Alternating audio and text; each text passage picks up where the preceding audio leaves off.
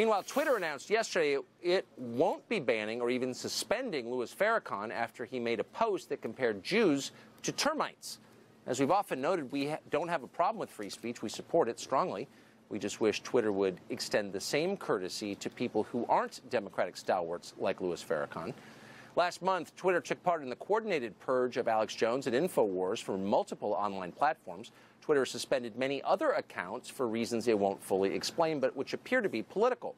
We're against that, of course. The question is, can Congress do something about it as well?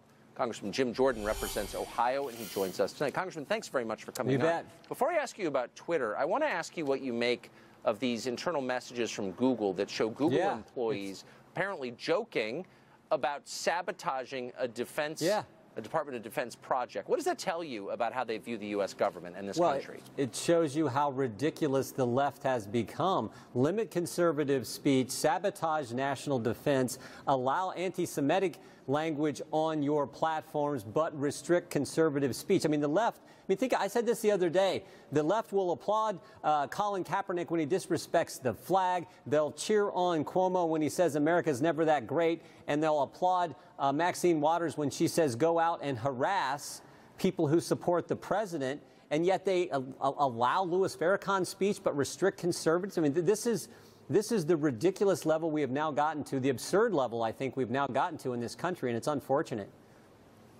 Well, it's certainly dark, that's for sure. So Twitter it is the portal through which a lot of people get their news. I mean, it's not just a social medium, it's an important part of our news landscape, and they are obviously political in the way they censor. Does Congress have a role in that?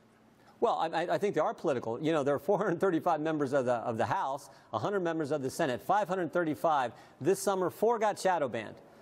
Devin Nunes, Matt Gaetz, Mark Meadows, and Jim Jordan. 4 conservative members of the House. And, of course, CEO Jack Dorsey said, well, it was just a problem, just a glitch in our algorithm.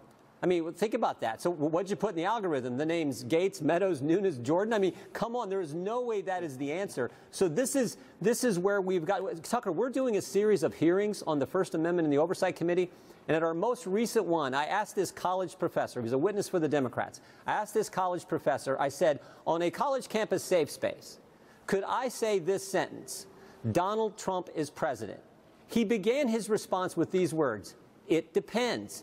And I interrupted him. I said, it depends. It's a fact. He got elected November 8, 2016. He was sworn in January 2017. He lives at 1600 Pennsylvania Avenue. There's no it depends about it. This is the level of absurdity the left is taking us to, and it is a direct attack on the First Amendment. But, I mean, these companies are more powerful in their technology than the U.S. government. The U.S. government has nothing as powerful as Google, nothing as close. They control our national conversation. They have a chokehold on all human information in English. So why doesn't the U.S. Congress see their clampdown on speech as a threat to all American citizens? I mean, can we do something about this, or do we stand idly by? No, I think you're right, but I think it's a multiple-step process, and we're at step 1, which is we first need to understand how serious this problem is, how big it is. Is it every single social media platform? There's certainly lots of examples. You mentioned Google. We know what Twitter has done. We know what Jack Dorsey has said. So let's have the hearings. Let's get to the bottom of it. And then you're right. We may have to take action to protect the First Amendment and protect people's ability to speak out in a conservative fashion and not be hindered for doing so.